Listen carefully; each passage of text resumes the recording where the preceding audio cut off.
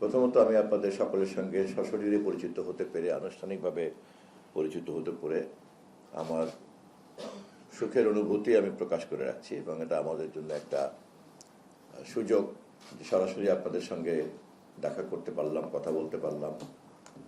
কারণ মন্ত্রণালয়কে তো একটা টিম হিসাবে কাজ করতে হবে, এবং মন্ত্রী হিসাবে স্বাভাবিকভাবেই আমাকে আপনাদের সকলের সঙ্গে সমন্বয় করতে হবে, এবং পুরো মন্ত্রণালয়ের জনবলটা যাতে সমষ্টিগতভাবে সমান্তরাল গতিতে একই সময়ে একই ছন্দে যাতে কাজ করতে পারে, সেরকম একটা প্রোটোকল কিন্তু কনফার্ম করতে হবে।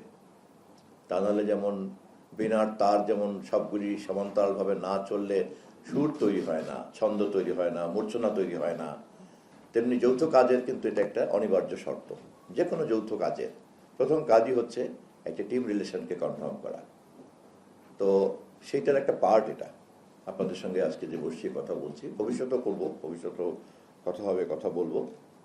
এবং প্রচলিত যে আমলাতান্ত্রিক সম্পর্ক দীর্ঘদিন যাবৎ চলে আসছে আমাদের দেশে, যার দায় দায়িত্ব আমাদের সবারই, আমরা সেখান থেকে বেরিয়ে এসে সময় উপযোগী ইন্টার রিলেশন তৈরি করতে হবে। আন্তঃসম্পর্কটা হতে হবে কিন্তু সময় উপযোগী।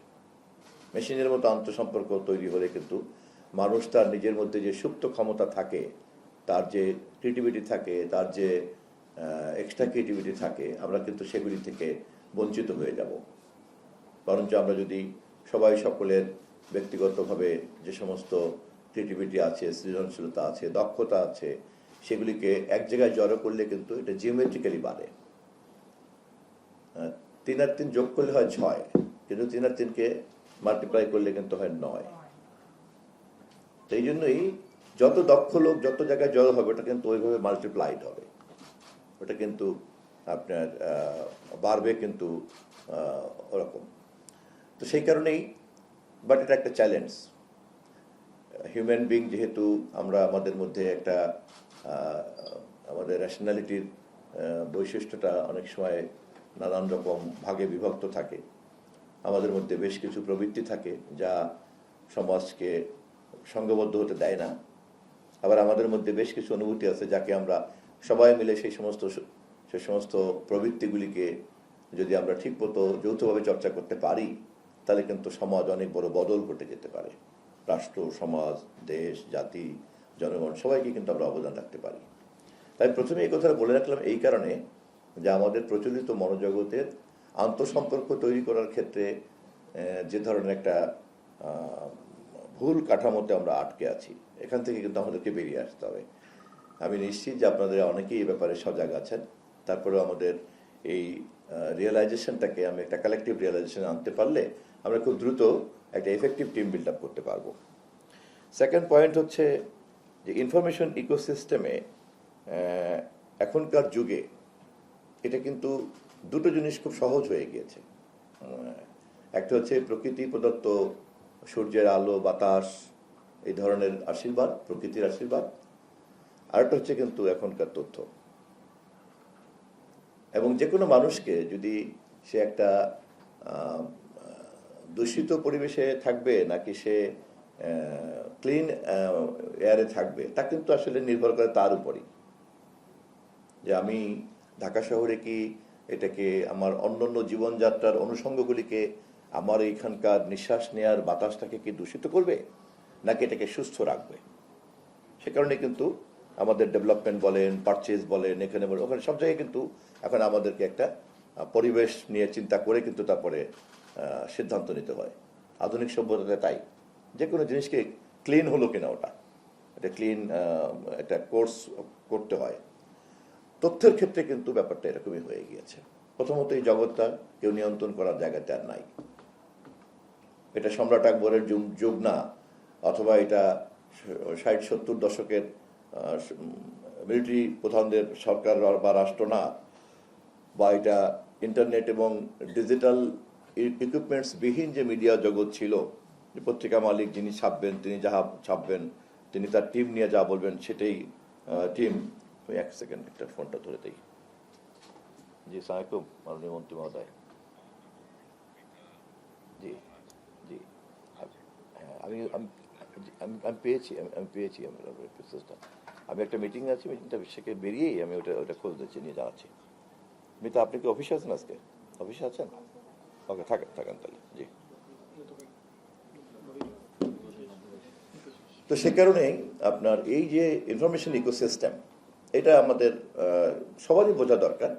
আর আপনাদের তো পেশাগত কারণেই আপনার বোঝার বাধ্যবাধকতা আছে। আমি না বুঝলেও কিন্তু অসুবিধা নাই। আমি ধরেন হয়তো বুঝি না, জ্ঞান বুদ্ধি কম, রাজনীতি করি, দল করি, আচ্ছা ঠিক আছে, নমিনেশন পেয়ে গেছি, মার্কার জোরে জিতে গেছি, তারপরে একটু বয়স টয়স হয়ে গেছে, মন্ত্রী টন্ত্রী বানায় দিছে, খুশি হইলাম, পতাকা ওরে পুলিশ টুলিশ নিয়ে ঘুরি, ব্যাস মোটামুটি ফুরফুরে মেজাজে থাকলাম। It does not related with weather I am productive or not. But আপনার কিন্তু ব্যাপারটা তা না। আপনার জন্য কিন্তু অবশ্যই এটা আপনার রুটি রুজির ব্যাপার, আপনার প্রফেশন, আপনার পেশা। আপনি ইনফরমেশন ক্যাডারের লোক বলছেন, তাই না? ইনফরমেশন ক্যাডার আপনারা, so it is implied. The moment you are claiming that you are information cadre, so it is implied. আপনি কি ইনফরমেশনের ডেফিনেশনটা আপনি প্রপারলি জানেন কিনা, এটা কিন্তু আমাকে কেউ কোশ্চেন করলে আমি না পারলেও কোনো দোষ হবে না, বাট আপনি যদি না পারেন এটা কিন্তু দোষ, এটা কিন্তু লিমিটেশন। মন্ত্রী জানে না, মন্ত্রী নাও জানতে পারে, রাস্তাঘাটে ঘুরে বেড়ায়, স্লোগান দেয়, করতে করতে করতে করতে মন্ত্রী হয়ে গেছে। But you are BCS cadre. আপনাদের চলনে বলনে, পোশাকে পরিচ্ছদে, কথায়, সবকিছুর মধ্যেই তো একটা আপনার এই সিস্টেমে তো ক্যাডার মানি তো একটা অনেক বড় কিছু, তাই না? এবং you are the permanent component of the government. We are not permanent component of the government. We just come for 5 years। এরপর আবার পাবলিক চাইলে পরে 2 বছর মাথায় বিদায় করে দিতে পারে। আর যদি রেগুলার করতে হয় তাহলে 5 বছর পরে আবার আমাকে রিনিউয়াল করতে হবে, এবং সেই ক্ষেত্রে আবার দেখা গেল যে গভর্নমেন্ট আছে, আমি নাই। বাট আপনার ক্ষেত্রে তো তা না। আপনার ক্ষেত্রে তো আপনি যেদিন ঢুকেছেন আর যেদিন বেরোবেন পুরোটা স্ট্রাকচার করা আছে। সো কোশ্চেন ইজ দ্যাট, যে আপনি আপনার এই পজিশন থেকে যে ইমপ্লয়েড সার্ভিসটা নেশনকে দেওয়া দরকার, whether you are prepare for it, whether you are aware of it, and whether you are developing your capability in line with the time, that is the question. Of course এটা সবটাই আপনাদের ব্যক্তিগত দায়িত্ব না, কারণ রাষ্ট্রের জনবল হিসাবে আপনাদেরকে দক্ষ করার দায়িত্ব তো রাষ্ট্রেরই। রাষ্ট্র সেই উদ্যোগ নিয়েছে কিনা, ঢুকেছেন আর বেরোচ্ছেন, বাস, মাঝখানে আর কোনো কাজ নাই। কেউ যদি খুব যোগ্যতা অর্জন করে তাহলে হয়তো আকবর সাহেবের মতো একজন সচিব হবে, অথবা মনে করেন নামি দামি 2-4 জন আলোচিত সচিবের মতো ব্যক্তিগত উদ্যোগে। এখানে কিন্তু রাষ্ট্রের তেমন কিন্তু কোনো দায়িত্ব থাকে না। কিন্তু রাষ্ট্রের তো দায়িত্ব থাকতে হবে যে এই বিশাল জনবলকে দক্ষ হিসেবে গড়ে তোলা, এবং তারা যদি এটা আমি না করি তাহলে তারা কিন্তু একটা গ্যারান্টেড সাইকোলজির মধ্যে থাকবে। চাকরি যেহেতু কনফার্ম, যেহেতু রিটায়ারমেন্টের আগে হয় অ্যাডিশনাল সেক্রেটারি হবো না, সেক্রেটারি হবো, রিটায়ারমেন্ট তো কনফার্ম। সো বাকি কাজের ক্ষেত্রে একটু নিজেকে, কিন্তু আপনার মেধা কিন্তু তখন জাতি পেল না। তো আমরা আমাদের দিক থেকে এই বিষয়টা তো সজাগ আছি। যে কারণে আমি কথাটা তুললাম সেটা হচ্ছে এই, যে ইনফরমেশন ইকোসিস্টেমের এই অবস্থাটা যদি আপনার মাথার মধ্যে থাকে, বিশেষ করে জনসংযোগ কর্মকর্তা, জনসংযোগ যেই করতে চায় না কেন, এখনকার যুগের কোনো জনসংযোগ ডিজিটাল প্ল্যাটফর্ম ছাড়া জনসংযোগ করতে চায়, একথা যদি কেউ দাবি করে তাহলে তাকে স্টুপিড বলবে। এনিওয়ান, সে ক্লেম করছে যে he is serious to build up public relation, আর তাকে বলা হচ্ছে যে তোমার সোশ্যাল মিডিয়া আছে কয়টা? বলে আমি সোশ্যাল মিডিয়া ব্যবহার করি না। হ্যাঁ ভাই, আমাদের বাচ্চাদের কাজ, এগুলো নিয়ে করার সময় নষ্ট হয়। ইট ইজ কমপ্লিটলি সোনার পাথরের বাটি। কিন্তু এটাও সত্য যে আমাদের বয়স্ক অনেকেরই মনোজগতের মধ্যে এখনো কিন্তু সোশ্যাল মিডিয়াতে একটা টাবু আছে। I am sure that you are aware of it. এই জায়গাগুলিতে একদম পরিষ্কার থাকতে হবে। যদি এই ব্যাপারে ক্লারিটি না থাকে, what is public relation, which platform you are practising the public relation, and how you will do it. Do you have that literacy? Do you have that capability? Do you have the modern equipments, the modern software? এবং এগুলি কিন্তু এখন একটা basic লিটারেসিতে হয়ে গেছে। এটার জন্য আপনাকে ইঞ্জিনিয়ারিং হতে হবে, এটার জন্য আপনাকে মিডিয়া সায়েন্স বুঝতে হবে, এটার জন্য আপনাকে ব্রডকাস্টিং ইঞ্জিনিয়ার হতে হবে, নট দ্যাট। কথা বলার ক্ষমতা সম্পন্ন একটা মানুষের সঙ্গে বোবা মানুষের সম্পর্কের পার্থক্যটা কি? সে কথা বলতে পারে বলেই তার একটা সমাজ তৈরি হয়, আর যে কথা বলতে পারে না, প্রকৃতি যদি কাউকে এরকম কোনো সমস্যার মধ্যে জন্ম দেয়, তাহলে কিন্তু সে কমিউনিকেট করতে পারে না। শুধুমাত্র তার ভাষা কমিউনিকেট করতে পারে এমনদের কয়েকজনের মধ্যেই কিন্তু তার সমাজটা আটকে যায়। ইশারার ভাষাতে কথা বলে, তাই না? এখন এখন আমরা যে যুগে প্রবেশ করেছি তাতে ডিজিটাল লিটারেসির যে বেসিক নলেজটা আমাদের যাদের নাই, আমরা কিন্তু ওই রকম নলেজবিহীন একটা বোবা মানুষের সমাজের মধ্যে আমাদেরকে ঢুকে যেতে হবে। Are getting me? আমি বুঝাতে পারছি তো আপনাদেরকে? আমি জানি না আমি কমিউনিকেট করতে পারছি কিনা। আপনাদের জন্য এই কথাগুলি খুব জরুরি এই কারণে যে আপনাদের টার্মস অফ রেফারেন্সের মধ্যেই কিন্তু এই কথাগুলি নিহিত আছে, কিন্তু সময় উপযোগী করা হয় নাই বলে ব্যাপারটা হয়তো ওরকম ডিস্টিংক্ট না, স্পষ্ট না, বোঝা যাচ্ছে না। কিন্তু আপনাদের মধ্যে নিশ্চয়ই আপনারা যারা মেধাবী তারা ইতিমধ্যেই এটা টের পেয়েছেন, কিন্তু এই টের পাওয়াটাকে একটা সম্মিলিত উপলব্ধিতে আনতে হবে, এটা কালেকটিভ রিয়েলাইজেশন আনতে হবে। এতটা বড় ম্যান পাওয়ার, টোটাল ইনফরমেশন ক্যাডারের সংখ্যা কত এখন? টোটাল ইনফরমেশন ক্যাডারের সংখ্যা কত? আপনি তো সিনিয়র মোস্ট। 300 প্লাস ধরলাম, ঠিক আছে। আপনি চিন্তা করেন 300 প্লাস ইনফরমেশন ক্যাডার বাংলাদেশ গভর্নমেন্টের আছে, এবং এই 300 এদেরকে ঘিরে যদি এক একটা গুচ্ছ তৈরি হয়, এরকম ক্যাপেবল একটা ইনফরমেশন ক্যাডার, সে আমি যদি কল্পনা করি যে he or she will be at per with any modern country, তাদের সঙ্গে টাকায় না পারতে পারি, কিন্তু এই ইনফরমেশন জানা অথবা এই ডিজিটাল ক্যাপাসিটি অর্জন করার জন্য তো খুব বেশি টাকা লাগে না। এই জন্য কিন্তু আসলে কিন্তু আপনার ড্রাইভ লাগে একটা। যে কোনো একটা থার্ড ওয়ার্ল্ডের কান্ট্রির কিন্তু যে কোনো একটা লোক কিন্তু অনেক ইয়ে করতে পারে, যা আপনারা নিশ্চয়ই খোঁজখবর তো রাখেনি। তো এনিওয়ে, আমরা যদি এই ইনফরমেশন ক্যাডারকে ঘিরে, আপনাদের মতো জনসংযোগ কর্মকর্তাকে ঘিরে, ডিস্ট্রিক্ট ইনফরমেশন অফিসার যারা আছেন তাদেরকে ঘিরে আমরা যদি দক্ষ গণসংযোগের, আধুনিক গণসংযোগের দক্ষতা সম্পন্ন জনবল তৈরি করে ফেলতে পারি, আপনাদেরকে কেন্দ্রবিন্দুতে রেখে যদি আমরা সব জায়গাতে আউটসোর্সিং করে যদি টিম বিল্ড আপ করে ফেলতে পারি, আপনি চিন্তা করতে পারেন কত বড় একটা বিশাল ডিজিটাল ফোর্স তৈরি হবে। চিন্তা করতে পারেন পরিকল্পিতভাবে যে ন্যারেটিভটা আমরা তৈরি করব, সেই ন্যারেটিভটা নিয়ে ডিজিটাল প্ল্যাটফর্মে আমাদের পদচারণা কত অর্গানাইজড পদচারণা হবে, এবং আমরা কিভাবে পারসেপশন ম্যানেজমেন্টের যে ব্যাটেলটা চলে, যেটা এখন সবাই করে, বিশেষ করে বাণিজ্যিক উৎপাদনকারী পণ্য তারা তাদের বাজারজাত করার জন্য বিজ্ঞাপনের বাজারে যেটা করি, তার কাজটা কি? ও 1 সেকেন্ড 2 সেকেন্ড অথবা 10 সেকেন্ডের একটা বিজ্ঞাপন তৈরি করে এমনভাবে যা তার ক্রেতার মনোজগৎকে সে দখল করে নেয় যে হ্যাঁ এই কোকটাই খেতে হবে, অথবা তার টার্গেট করে বাচ্চাদেরকে, চকলেটটার বিজ্ঞাপনটা এমনভাবে তৈরি করো যাতে ওই বাচ্চা ওর গার্ডিয়ানকে ডিস্টার্ব করে যে ওই চকলেটটাই আমার খেতে হবে। আমরা চাই আর না চাই এখনকার যুগে পারসেপশন ম্যানেজমেন্টের এই ব্যাটেলের মধ্যে কিন্তু আমরা প্রবেশ করে বসে আছি, এবং আমার অস্তিত্বের কারণেই কিন্তু আমাকে এটা শিখতে হবে। এটা আমি পছন্দ করি কিনা, এটা ভালো কিনা, এটা মন্দ কিনা, এই সমস্ত প্রশ্ন কিন্তু এখন সেকেন্ডারি। এগুলো হলো পরের প্রশ্ন, এগুলো তাত্ত্বিক প্রশ্ন, গবেষণার প্রশ্ন। এই প্রশ্নগুলি থাকা ভালো, কিন্তু দৈনন্দিন জীবনে পেশাদারিত্বের জন্য, কাজের জন্য, আমার অস্তিত্বের জন্য আমাকে কিন্তু এটার মধ্যে ঢুকতেই হবে। এই পারসেপশন ব্যাটেল, ম্যানেজমেন্ট ব্যাটেলের মধ্যে ঢুকতে গেলে যদি আমি যে কথা বললাম, এই পুরো জনবলটাকে আমি যদি সেই ধরনের সময় উপযোগী একটা দক্ষ জনবলে আমি যদি রূপান্তরিত করে ফেলতে পারি, ক্যাপাসিটি বিল্ডিং এর জন্য সেই নিউ কোর্স যদি তৈরি করতে পারি, কারিকুলাম তৈরি করতে পারি, দেন হিউজ একটা ব্যাপার কিন্তু হবে, এবং আপনারাই হবেন এটার ড্রাইভিং ফোর্স, আপনারাই হবেন চালিকা শক্তি। আমি আজকের এই পরিচিতি পর্বের মধ্য দিয়ে আমি বেসিক্যালি আপনাদেরকে এই ব্যাপারে একটা নতুন উদ্দীপনা দিতে চাচ্ছি। জাস্ট আমি আজকের দিনে শুধু আমার এই মোটিভেশনটুকুই একমাত্র টার্গেট। নেক্সটে যদি আবার সুযোগ পাই অন্যান্য বিষয়ে আমি আপনাদের সঙ্গে ইন্টারাক্ট করব, এবং সরাসরি আরও কিছু বিষয়ে বোঝার চেষ্টা করব। আমাদেরকে পাবলিক সাইকোসিস্টেম এখনকার যুগে কিভাবে নিরূপিত হয়, কিভাবে ওটাকে মেজারমেন্ট করে, এ ব্যাপারে কিন্তু আমাদের যার যার ধারণা আছে, ভালো ধারণা না থাকলেও কিন্তু গণসংযোগ কর্মকর্তা হিসেবে কিন্তু আপনাদের জানতে হবে।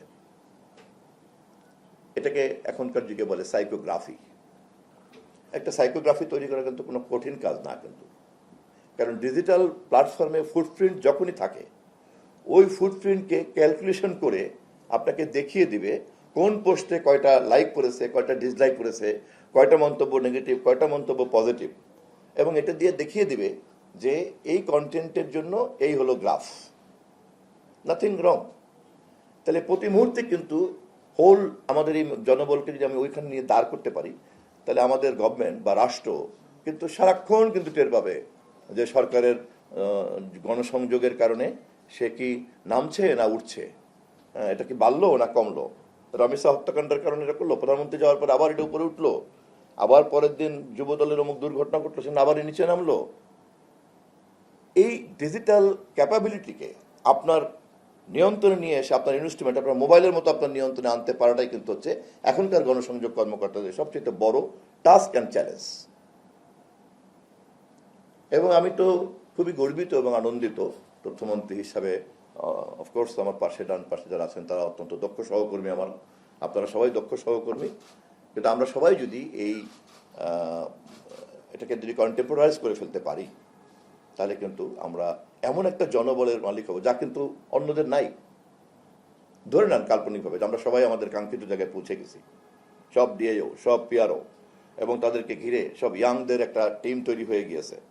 তথ্য মন্ত্রণালয় অ্যাজ এ হোল এরকম একটা বাহিনীর উপরে দাঁড়িয়ে আছে। ডিজিটাল প্ল্যাটফর্মে চাইলেই সে কিন্তু তখন ডমিনেট করতে পারবে, এর সঙ্গে কম্পিট করতে পারে এরকম অর্গানাইজড সাইবার ফোর্স এই মুহূর্তে চট করে যদি নাম জিজ্ঞাসা করা হয় আমি দেখি না।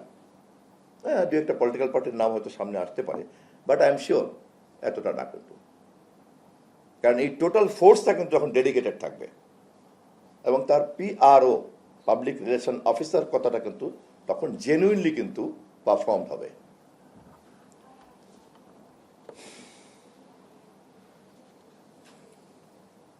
আরেকটা বিষয়ে প্রতিমন্ত্রী বলছেন অলরেডি, আমি আর একটু সাপ্লিমেন্ট করতে চাচ্ছি। সেটা হচ্ছে data, statistics, information and facts. Without data any information is nothing but opinion. আমরা কিন্তু অনেক সময় আপনার অ্যাজামশন অ্যান্ড ইনফরমেশনের মধ্যে পার্থক্যটা বুঝি না। অ্যাজামশন মানে কিন্তু ইনফরমেশন না, এবং ইনফরমেশন মানেই কিন্তু ফ্যাক্টস না। মিডিয়া জগতের এই সূক্ষ্ম সূক্ষ্ম বিষয়গুলি খুব পরিষ্কার থাকতে হবে, তা নাহলে কিন্তু এই খেলাতে যে কোনো সময় কিন্তু আমরা ধরাশায়ী হতে যেতে পারি। আবার আমি অতিরিক্ত ডাটা ম্যানিপুলেট করতে গিয়ে দেখা যায় যে নানান রকম কিন্তু সমস্যা হয়ে যেতে পারে। ফলে যেমন আমি একটা উদাহরণ দিয়ে বোঝাচ্ছি আপনাদেরকে, নিশ্চয়ই আপনারা জানেন, তারপরে আমি কথার সুবিধার্থে আবার তুলছি। আমাদের দেশে আদমশুমারিতে গিয়ে দেখেন জনসংখ্যার একটা বিরাট ব্যবধান ধরা পড়লো, মনে আছে কি আপনাদের? কেন করেছে জানি না, এটা কি অযোগ্যতা, অদক্ষতা, নাকি পার ক্যাপিটা ইনকামকে বেশি দেখানোর জন্য করা হলো, আমি ওই বিতর্কে গেলাম না। কিন্তু একটা জাতি এখনকার এই আধুনিক যুগে তার আদমশুমারির কাজটা এত ডিজিটাল ইকুইপমেন্টস থাকার পরেও, হাজার হাজার কোটি টাকা খরচ করার পরেও পারে না। আপনি চিন্তা করেন কতটা অদক্ষ। সো ডাটা মানে আপনি যদি অসৎ কাজও করতে চান, আপনাকে কিন্তু অনেস্টলি ডাটা প্রিজার্ভ করতে হবে। কারণ আপনি যদি নাই জানেন, ডাটা যদি আপনি নাই জানেন, তাহলে আপনি যদি ভালো অথবা মন্দ যাই আপনি করতে চান না কেন, তাহলে আপনি তা করতে পারবেন না। So to understand the objectivity, সেখানে কিন্তু রাইট ডাটা আপনার ব্যাংকিং করাটা কিন্তু, ডাটা ব্যাংকিং করাটা কিন্তু খুব ইম্পর্টেন্ট একটা ব্যাপার। তা আপনারা পিআরও হিসাবে আপনাদেরকে কিন্তু এই ক্ষেত্রে আমাদের কাজের সঙ্গে যতটুকু সংশ্লিষ্ট, সেই সংশ্লিষ্টতার ক্ষেত্রে আমাদেরকে যে কোনো জিনিসকে চ্যালেঞ্জ করতে চাইলেও তার মধ্যে কী পরিমাণ ডাটা আছে সেটা বুঝতে হবে। আমি যদি যে কোনো জিনিসকে পারসেপশন ব্যাটেলের মধ্যে ডিজিটাল প্ল্যাটফর্মে আমি যদি ছড়াতে চাই বা প্রচার করতে চাই, তাহলে সেখানে আমার জানতে হবে যে এটা কি ডেটাবেস কিনা, ডেটা সাপোর্টেড কিনা। এবং এটার উপরই ভর করেই আমি যদি তখন স্ট্যাটিস্টিক্সটা দাঁড় করলে দেন আমি একটা কিন্তু কম্প্যাক্ট ইনফরমেশন তৈরি করতে পারবো, যে রিলায়েবল ইনফরমেশন, এবং পিপল তখন রিলাই করতে শুরু করবে যখন সে দেখবে যার ইনফরমেশনের সঙ্গে ফ্যাক্টসের অনেক মিল আছে। তো এইভাবে আমি প্রতিমন্ত্রী, উপদেষ্টা এবং আপনাদের অন্যান্য সকল সংশ্লিষ্ট কর্মকর্তার সঙ্গে কথাবার্তা বলে আপনাদের জন্য আমরা সময় উপযোগী একটা কারিকুলামের কথা চিন্তা করছি, যেই কারিকুলামটা আপনাদের সকলের মধ্যে ক্যাপাবিলিটিটা বিল্ড আপ করবে।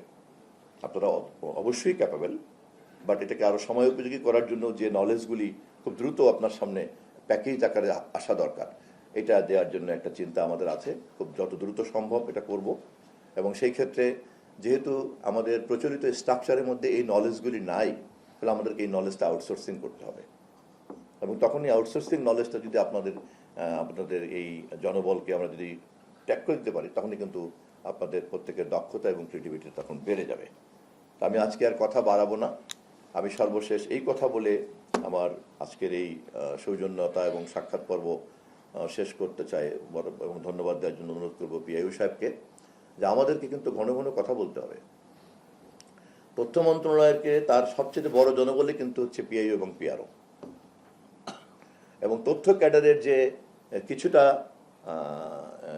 বলবো আমি কিছুটা যে কি বলে লেস ব্রাইট হয়ে পড়েছে, আমি অফ দি রেকর্ড কথাটা বলছি, এটা কি কেউ রেকর্ড করবেন না, আমি মনে হয় আমার সঙ্গে আপনারা অনেকে একমত করবেন, এটা কিন্তু চট করে ব্রাইট হয়ে যেতে পারে। এবং মডার্ন ইকোসিস্টেমে ইনফরমেশনের যে ইনএভিটেবিলিটি, ইনফরমেশন ক্যাডার হিসেবে যখন আপনার ক্যাপাবিলিটিকে আপনি প্রুভ করে ফেলতে পারবেন, তখন ইনফরমেশনের ইনঅ্যাভেলেবিলিটির কারণেই, ওইটার অনিবার্যতার কারণেই কিন্তু আপনার পেশার অনিবার্যতাও কিন্তু তখন সরকারের কাছে অনুভূত হবে। তখন কিন্তু এই আলোচনার দরকার পড়বে না, অমুক ক্যাডার এটা করছে কেন, তমুক ক্যাডার নাই কেন, আমার এটা নাই কেন, তমুক। তখন পর্যন্ত দেখা যাবে যে ক্যাডারে যাই হোক না কেন, যেহেতু ইনফরমেশন জগতে আমাকে ভাসতেই হবে, ফলে ইনফরমেশন ক্যাডারের এই দক্ষ জনকর্মী সবাই তখন ঝাঁপিয়ে পড়বে তার সেবা নেওয়ার জন্য। আপনার কাজের জন্য নিঃশ্বাস ফেলতে পারবেন না। আপনাদের মধ্যে কি পরিমাণ সম্ভাবনা আছে, তথ্য মন্ত্রণালয়ের কি পরিমাণ মানে প্রয়োজনীয়তা আছে আধুনিক যুগে, তথ্য যে কত বড় ক্ষমতাবান এবং কত বড় শক্তির উপাদান, এটা যদি তথ্য মন্ত্রণালয় এবং তথ্য কর্মকর্তা, জনসংযোগ কর্মকর্তা এবং জেলা তথ্য কর্মকর্তারা না বুঝতে পারে, তাহলে তার মানুষকে দোষ দিয়ে লাভ নাই। বুঝতে পারলে পরে এখনকার যুগে দৈত্যের যে ক্ষমতা, তথ্য ধারক এবং তথ্য প্রচারকের